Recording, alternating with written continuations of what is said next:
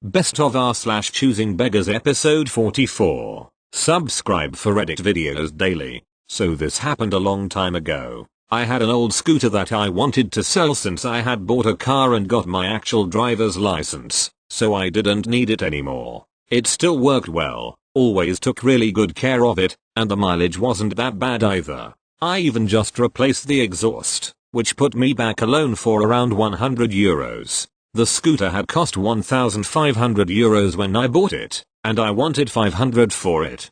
To the best of my memory, the exchange went something like this. Exchange through text messages. CB, is the scooter still available? Me, yes, it is. CB, I'll give you $200 for it. Me, no, sorry, I won't go any lower than $500. CB, $250? It's for my son. He is 16 and I want to buy him his first scooter. Me, no, $500 is my lowest. CB, $300? Me, $500. CB, $350? Me, $500. CB, $400? Me, $600 it is. CB, okay, $500 is good. So after that, we set a date to meet. CB shows up, along with his son. To my complete surprise, he actually showed up with €500, so the exchange was made and I hand over the keys. Note that for exchanges for big items like this, I always draw up a little note that both of us sign as an agreement of purchase. CB signed this paper along with me. I explicitly warn both of them that he needs to be careful, as the scooter has quite a thrust on it if you're not used to it, and it could be tricky for somebody who never rode one before. CB and son ignore me. The son gets on the scooter, starts it and immediately goes full throttle on my parents' driveway, still living at home at the time. He almost immediately loses control, starts to swerve and crashes into a nearby flowerbed, one that is surrounded with massive stone blocks. He crashes it so hard that the front axle of the scooter is completely bent and unusable. The flowerbed is relatively unharmed, it was empty at the time, and those stone blocks could survive a bombing. CB then turns to me. CB, the scooter is broken.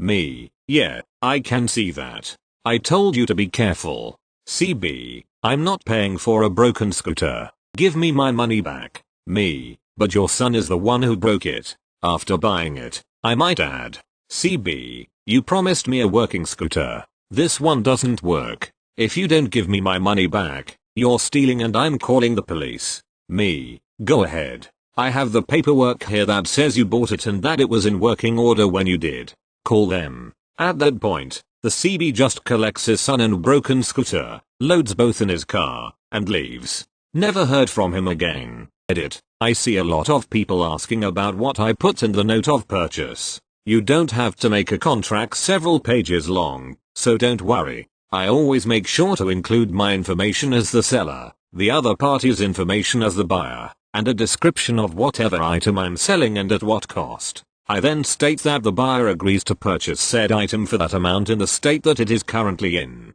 I then proceed to describe that state, and also mention any faults in the item that I'm aware of. Have both of you sign and date that, make a duplicate so both parties have a copy, and you're done. Edit. For the record, I live in Belgium, so I'm speaking out of my own experience. No clue if this is legally binding in whatever country you're from. Thank you. Next. The local European-owned supermarket requires you to bring your own bags and pack your own shopping. It was Choosy Boomer's first time at this shop and didn't realize the above. She'd paid for her items and stood there waiting, assuming the checkout chick would pack her shopping for her. She only had around 4 items. Could easily be carried in her arms or packed into one bag. The checkout chick explained the store policy and apologized to CB for the misunderstanding. Checkout chick grabs a reusable plastic bag, costs 15C, which CB says was ridiculous that she should have to pay for it. Checkout chick apologizes again, explaining that this was how things were. CB huffs and puffs. Meanwhile, I'm queued up behind CB with my wriggling bored 5-month-old. I offer to quickly pay for the bag so we can get things moving. CB goes on to say that a woman of age shouldn't have to pack bags herself. I ignored CB's rant, paid for a bag for her and the checkout chick packed the items away. CB then comments on the quality of the 15C bag. saying that it would only last a few more uses. Checkout chick points out the slightly more costly sturdier reusable bags, $1 each. CB considers these for a minute, then looks at the checkout chick, saying that they didn't like any of the colors available and that the checkout chick needs to look out bag for nicer colors and she may consider buying one. Checkout chick says that she'd happily do that once she'd finished serving the other customers. CB huffs and walks off, not a single word of thanks. Thank you. Next.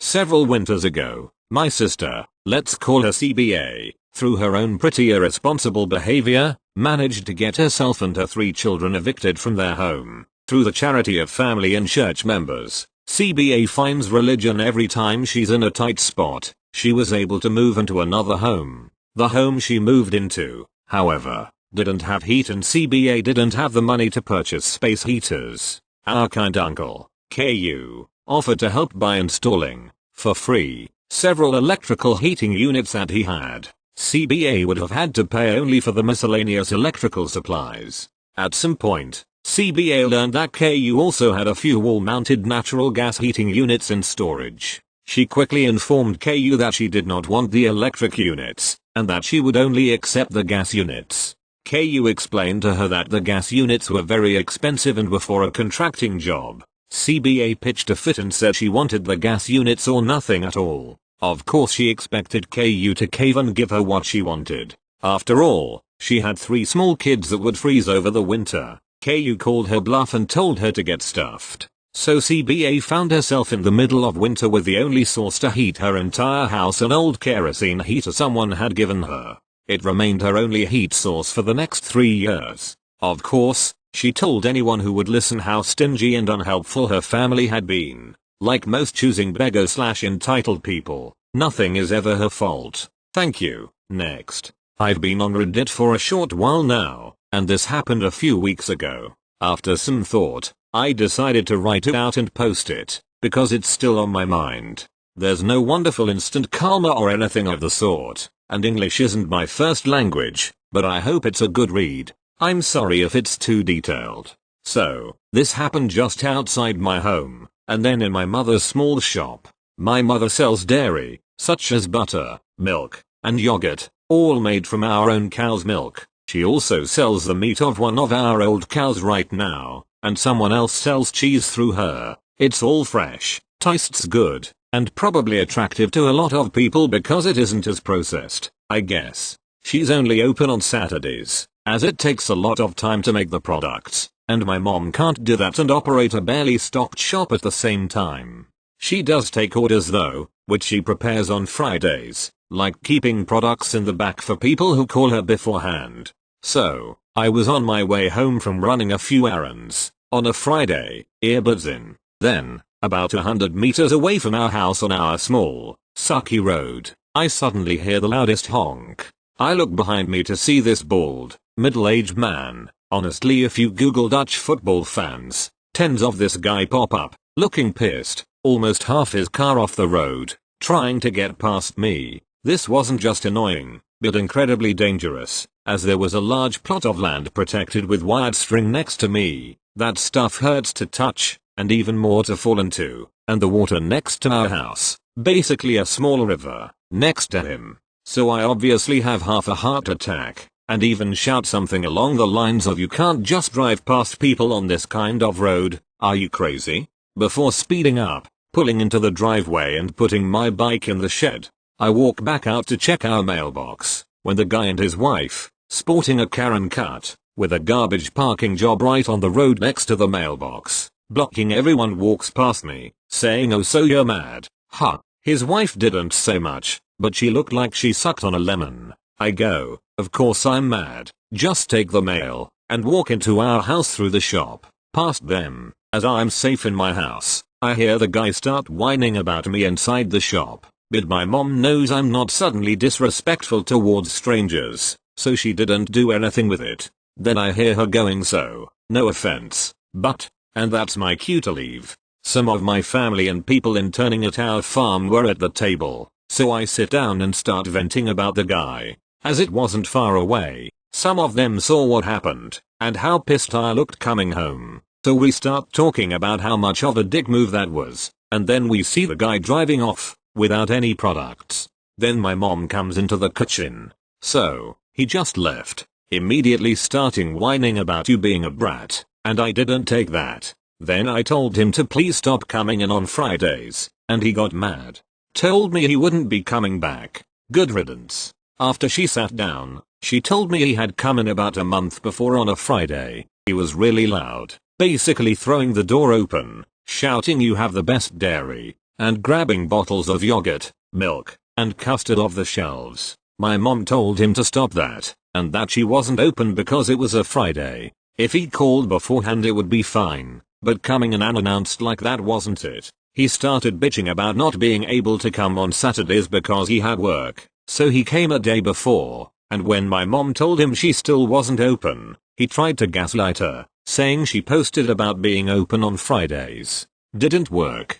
Too bad. So sad. Get your wife to do it, I guess. And then, because this wouldn't be a choosing beggar story otherwise, he immediately asked for discounts. He actually said, but I'm buying 5 bottles of yogurt, at least give me 15% off for it. My mom told him to come back next Saturday, and he'd get that discount. Sure. He didn't show up about 2 weeks later, again on a Friday, and this time tried to get our meat for a cheap price. The meat is from our own cow, treated well. It's really good meat. It's almost sad we're selling at IMO. I believe the price for the most expensive parts was about €17, 95 per kilo, and it was pretty damn fair to me, just a bit more expensive than what you'd pay for it at the local butcher. This choosing beggar didn't think so. He said he worked with pigs, and he brought them to the slaughter himself, and that the meat from those would be sold for €4, 95 per kilo. He actually thought he could get our meat cheaper by comparing our cows to pigs. Nope. My mom told him he wouldn't get what he wanted, and he didn't come back until the day he almost yoked me into the electrical fencing. And in true choosing beggar fashion, he went on Facebook to complain about my mom, calling her a fatso and saying that the shop smelled terrible and was incredibly dirty, and trying to make people stop coming to the shop. Boy, first off, it smelled so bad because you were in there, and it was dirty because you couldn't stop rubbing your grimy little fingers all over the place. Second off, if you don't get what you want, don't try to come after someone on FB. Once the rest of the community you're targeting gets a hold of you, you're off worse than you started. From what mom told me, he got grilled to a crisp. Now, I really hope he keeps to his promise and doesn't come back, but I do feel sad for the other people he's bothering. He seems like the type to always get what he wants by being loud, demanding, and seeming intimidating. That time he just happened to run into my mother. Dick. TL. DR. Loud choosing beggar tries to get discounts and run me over. My mom doesn't take that. Also, holy shit, we actually looked up this CB's business online, and it turns out he was going by a fake name on Facebook. The guy is a murderer. He got sentenced for 14 years or so for stabbing someone to death and beyond with a knife and screwdriver, but got out after like 10 for good behavior. I know, my country is absolute shit with their prison sentences. Fucker deserved way more. If we'd known beforehand, that encounter would have gone way differently. Thank you. Next. Years ago I was selling my 78 El Camino on Craigslist. Never again will I sell anything on CL. This kid, Steven, repeatedly emailed asking if I would trade for his Pose cars. Obviously, Steven was not the only person wasting my time. Some kid wanted to trade a signed Michael Jordan poster. Another essentially bought the car and then disappeared only to reappear a week later asking if the car was still for sale and if he could come see it. Someone else bought it on eBay and then said they couldn't afford it. On and on. Steven basically got on my last nerve and paid the price for everyone, driving me crazy. CB, Steven, would you consider a trade for a 1987 Mercury Grand Marquis? Me hello, Steve. Thank you for your interest, but I am not looking to trade. Let me know if you would like to talk about a cash price instead.